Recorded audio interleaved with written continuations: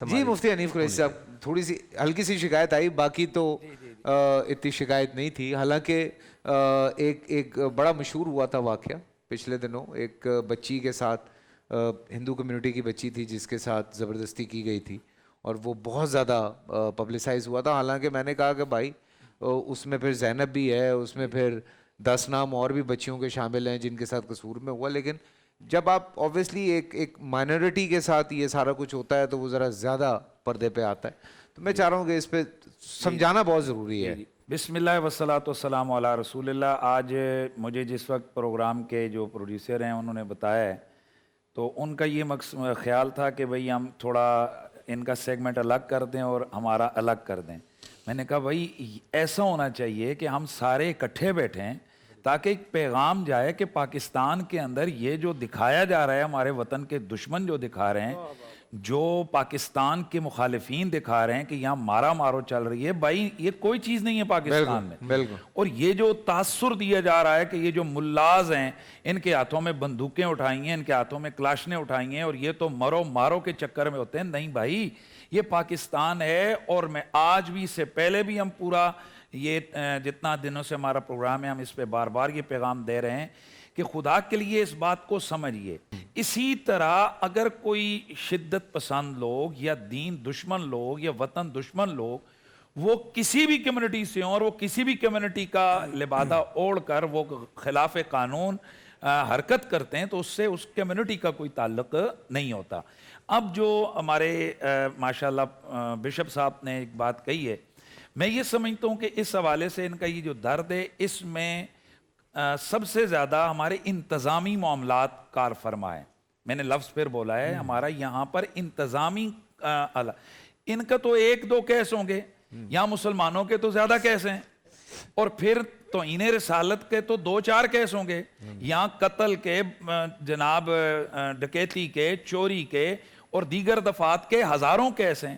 یعنی جس بندہ گھر میں ہی نہیں ہوتا، شہر میں نہیں ہوتا، وہ 302 کی FIR کا نامزد ہوتا ہے. ساری باتیں چھوڑیں یار، ہمارے مفتی حنیف قریشی صاحب خود جیل جا چکے ہیں کیس کے چکر میں. دیکھیں، یہ دیکھیں، میں بیٹھا ہوں، میں عرض کر رہا ہوں کہ یہاں مطلب 20 ایسے کیس بڑے بڑے لوگ ہیں کہ ان کا کاروباری معاملات ہوتے ہیں. پتہ چلتا ہے کہ جناب ان کو قتل مرڈر میں جو نا وہ ملوث کر دیا گیا، ڈکیتی چوری کے پرچے ہو گئے. اور بھئی آپ کے تو جو وزراء مشیر ہیں بتائیں ان کے اوپر کتنے، چھوڑیں سارے کسی کو، ابھی جو ہمارے سابق وزیر اعظم عمران خان ہیں اس پہ کتنی FIR ہوئی ہیں. ہاں جی بھئی دہشت گردی کی ہوئی ہیں. پچھلی حکومت کے جو لوگ ہیں، اس وقت جو ہمارا وزیر داخلہ ہے وہ تو عدالتی، ایک طرح سے عدالتی بگوڑا ہے.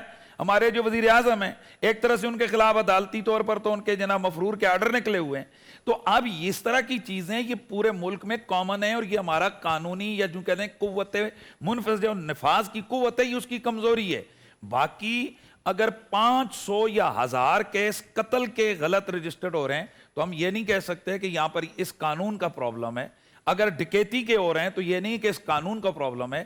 اسی طرح ہم کہتے ہیں کہ ان قانون کے مقابلے میں ناموس رسالت کے قانون میں زیادہ سختی ہے. یعنی وہاں کوئی بندہ جائے، جا کر FIR عدالت میں اپنا پولیس اسٹیشن پہ وہ درج کروا سکتا ہے، بلکہ آن لائن کروا سکتے ہیں. آج کل تو اور زیادہ آسان ہو گیا ہے کہ آپ آن لائن درخواست دے دیں، جی میرے ساتھ یہ ہوا، آپ کی FIR ہو جائے گی. لیکن یہ جو توہین کے، یہ جو بلاسفمی کے پرچہ ہے، یہ جو FIR ہے صاحب، اس کے لیے تو آپ کو سب سے پہلے SSP کو اپروچ کرنی پڑے گی. SSP FIR نہیں دے گا، SSP اس کی تفتیش کرے گا.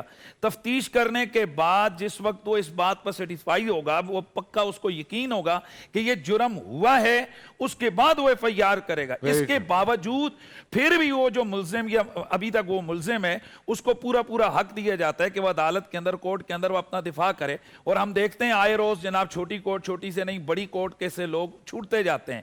اب یہ اتنی اس کے اندر شفافیت کرنے کے باوجود پھر ہمیں یہ دکھ ہوتا ہے، پھر ہمیں یہ تکلیف ہوتی ہے کہ اتنی احتیاط کے باوجود پھر یہ اعلان کیا جائے کہ یہ قانون جناب اقلیتوں کے خلاف بنا ہے یا یہ قانون کسی خاص مذہب کے خلاف بنا ہے. تو پھر ہم کہتے ہیں نہیں، یہ قانون اقلیتوں کے خلاف نہیں ہے، یہ قانون گستاخوں کے خلاف ہے، یہ قانون بلاسفمرز کے خلاف ہے.